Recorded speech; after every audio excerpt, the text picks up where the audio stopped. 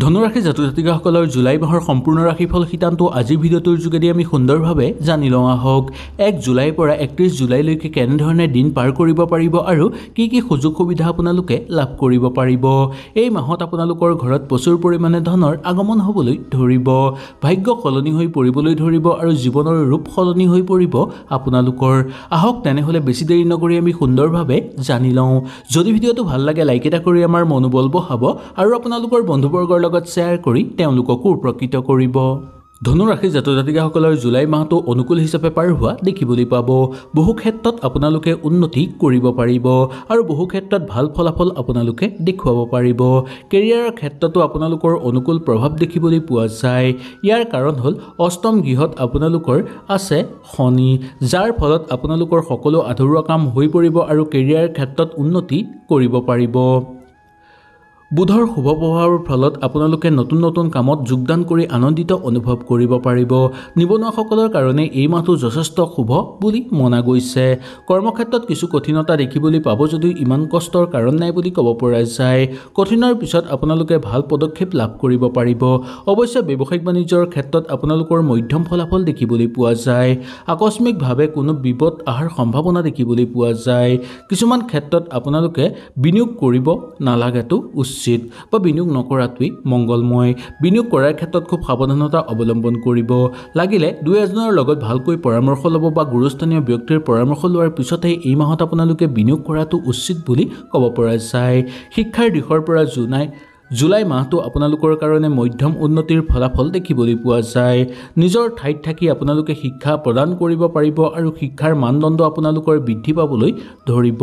সম্পৰ্ক আপোনালোকৰ শুদ্ধ হৈ পৰিব আৰু শুভ হৈ পৰিব। সম্পৰ্ক আপোনালোকৰ কটকটীয়া হৈ পৰিব। ঘৰৰ পৰা দূৰলৈ আপোনালোকে যাব বিচাৰিলে যাব পাৰিব, কিন্তু খুব সাৱধানতা অৱলম্বন কৰিব লাগিব। শিক্ষাৰ্থীসকলে শিক্ষাৰ কাৰণে ঘৰৰ পৰা দূৰত যোৱাৰ সম্ভাৱনা দেখিবলৈ পোৱা যায়।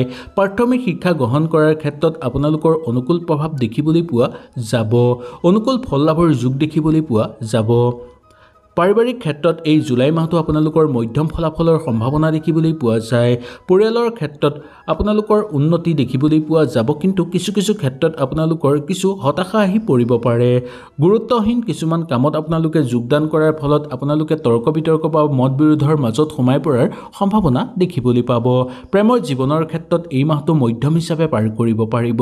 বুজাপৰা আপোনালোকৰ বৃদ্ধি পাবলৈ ধৰিব। যাত্ৰা আৰম্ভ কৰিব বিচাৰিলে আপোনালোকে সুন্দৰভাৱে এই মাহত যাত্ৰা কৰিব পাৰিব। সংগী সুখ লাভ কৰিবলৈ আপোনালোকে সক্ষম হোৱা দেখিবলৈ পোৱা যাব। কোনো লগৰ বন্ধুবৰ্গৰ লগত সময় অতিবাহিত কৰিও আনন্দিত অনুভৱ কৰিব পাৰিব। বৈবাহিক জীৱনৰ ক্ষেত্ৰত আপোনালোকৰ এই মাহটো মধ্যম সুখ প্ৰাপ্তি হোৱাৰ সম্ভাৱনা আছে। আৰ্থিক ক্ষেত্ৰত আপোনালোকৰ বহু বেছি উন্নতি হ'ব, অৰ্থ অহাৰ বাট মুকলি হৈ পৰিব, পাবলগীয়া ধন লাভ কৰিব পাৰিব আৰু লগতে বহু কম কষ্ট কৰিয়ে বহু বেছি অৰ্থ এই মাহত আপোনালোকে উপাৰ্জন কৰিব পাৰিব। বেংক কৰ্মচাৰীসকলৰ কাৰণে অকণমান কষ্ট হোৱাৰ সম্ভাৱনা কিন্তু এই মাহত দেখিবলৈ পোৱা যাব পাৰে। উপাৰ্জনৰ পথ আপোনালোকৰ মুকলি হৈ পৰিব আৰু নতুন নতুন বাট আপোনালোকে বিচাৰি পাব কৰ্মৰ সন্ধানৰ। আৰ্থিক দিশত কোনো ডাঙৰ সমস্যাৰ সন্মুখীন আপোনালোকে নহ'ব আৰু আৰ্থিক ক্ষেত্ৰত যদি কিবা বিনিয়োগ কৰিব বিচাৰে তেনেহ'লে এই মাহত আপোনালোকে নিঃসন্দেহে বিনিয়োগ কৰিব পাৰিব। জুলাই মাহটো আপোনালোকৰ কাৰণে অনুকূল ফলাফল দেখিবলৈ পোৱা যাব। নতুন নতুন সুসংবাদ আপোনালোকৰ ঘৰলৈ আহিব। খোৱা বোৱাৰ ক্ষেত্ৰত অকণমান সচেতন বা সতৰ্ক অৱলম্বন কৰিব, কাৰণ খোৱা বোৱাৰ ফলত স্বাস্থ্যৰ অৱনতি বা অসুবিধা হোৱাৰ সম্ভাৱনা সৰ্বাধিক বা বৃদ্ধি পোৱাৰ যোগ দেখিবলৈ পোৱা যাব পাৰে। নতুনকৈ কিবা মাংগলিক অনুষ্ঠানৰ লগত যদি আপোনালোকে জড়িত হ'ব বিচাৰে তেনেহ'লে এই মাহত সুন্দৰভাৱে আপোনালোকে জড়িত হ'ব পাৰিব। ইয়াৰ পৰা আপোনালোকে বহু বেছি শান্তি অনুভৱ কৰিব পাৰিব। খঙৰ মাত্ৰা কিন্তু এই মাহত আপোনালোকৰ সৰ্বাধিক বৃদ্ধি পাব পাৰে। খঙৰ মাত্ৰা বৃদ্ধি পোৱাৰ ফলত আপোনালোকে যাতে কাৰোবাক হানি কৰি নলয় বা কাৰোবাক ক্ষতি নকৰে তাৰ প্ৰতি লক্ষ্য ৰাখিব লাগিব। শাৰীৰিক ক্ষেত্ৰত অকণমান চকু ৰখাটো আপোনালোকৰ কাৰণে ভাল। পিতৃ মাতৃৰ স্বাস্থ্য কিন্তু আগতকৈ উন্নত হৈ পৰিব। সামাজিক ক্ষেত্ৰত আপোনালোকৰ অনুকূল প্ৰভাৱ দেখিবলৈ পোৱা যায়। গ্ৰহ নক্ষত্ৰৰ বিশেষ পৰিৱৰ্তনৰ ফলত আপোনালোকৰ এনে যোগ দেখিবলৈ পাব। মংগল গ্ৰহ শুভ ক্ষেত্ৰত থকাৰ ফলত আপোনালোকে কিছুমান ক্ষেত্ৰত পদোন্নতি লাভ কৰিবলৈ সক্ষম হ'ব। ধনৰ বিষয়ে আপোনালোকে অনুকূল প্ৰভাৱ দেখিবলৈ পাব, কিন্তু ধন সুৰক্ষিত কৰি ৰাখিবলৈ আপোনালোকে চেষ্টা কৰিব লাগিব। যিকোনো কাম কৰাৰ ক্ষেত্ৰত আপোনালোকে আনৰ পৰা সহায় সহযোগিতা এই মাহত লাভ কৰিব পাৰিব। বন্ধুবৰ্গই আপোনালোকক ধন উপাৰ্জন কৰাৰ ক্ষেত্ৰতো সহায় সহযোগিতা কৰিব। ঘৰৰ মৰ্যাদা বৃদ্ধি পাবলৈ ধৰিব আৰু লগতে ঘৰত এক নতুন পৰিৱেশ বিৰাজ হোৱা দেখিবলৈ পোৱা যাব। কোনো আত্মীয়ৰ পৰা কিবা কথা আপোনালোকে শিকিব পাৰিব বা নতুন কথা আপোনালোকে জানিব পাৰিব বা শিকিব পাৰিব। ক্ষমতা আপোনালোকৰ বৃদ্ধি পাবলৈ ধৰিব। কৰ্মক্ষেত্ৰতেই হওক বা ঘৰতেই হওক আপোনাৰ ওচৰ চুবুৰীয়াত থকা লোকে আপোনালোকক ভাল সুযোগ দিবলৈ সক্ষম হ'ব।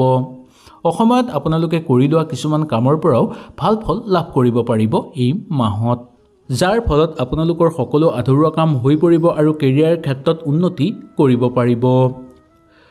বুধৰ শুভ প্ৰভাৱৰ ফলত আপোনালোকে নতুন নতুন কামত যোগদান কৰি আনন্দিত অনুভৱ কৰিব পাৰিব। নিবনুৱাসকলৰ কাৰণে এই মাহটো যথেষ্ট শুভ বুলি মনা গৈছে। কৰ্মক্ষেত্ৰত কিছু কঠিনতা দেখিবলৈ পাব যদিও ইমান কষ্টৰ কাৰণ নাই বুলি ক'ব পৰা যায়। কঠিনৰ পিছত আপোনালোকে ভাল পদক্ষেপ লাভ কৰিব পাৰিব। অৱশ্যে ব্যৱসায়িক বাণিজ্যৰ ক্ষেত্ৰত আপোনালোকৰ মধ্যম ফলাফল দেখিবলৈ পোৱা যায়। আকস্মিকভাৱে কোনো বিপদ অহাৰ সম্ভাৱনা দেখিবলৈ পোৱা যায়। কিছুমান ক্ষেত্ৰত আপোনালোকে বিনিয়োগ কৰিব নালাগেতো উচিত বা বিনিয়োগ নকৰাটোৱেই মংগলময়। বিনিয়োগ কৰাৰ ক্ষেত্ৰত খুব সাৱধানতা অৱলম্বন কৰিব। লাগিলে দুই এজনৰ লগত ভালকৈ পৰামৰ্শ ল'ব বা গুৰুস্থানীয় ব্যক্তিৰ পৰামৰ্শ লোৱাৰ পিছতহে এই মাহত আপোনালোকে বিনিয়োগ কৰাটো উচিত বুলি ক'ব পৰা যায়। শিক্ষাৰ দিশৰ পৰা জুলাই মাহটো আপোনালোকৰ কাৰণে মধ্যম উন্নতিৰ ফলাফল দেখিবলৈ পোৱা যায়। নিজৰ ঠাইত থাকি আপোনালোকে শিক্ষা প্ৰদান কৰিব পাৰিব আৰু শিক্ষাৰ মানদণ্ড আপোনালোকৰ বৃদ্ধি পাবলৈ ধৰিব। সম্পৰ্ক আপোনালোকৰ শুদ্ধ হৈ পৰিব আৰু শুভ হৈ পৰিব। সম্পৰ্ক আপোনালোকৰ কটকটীয়া হৈ পৰিব।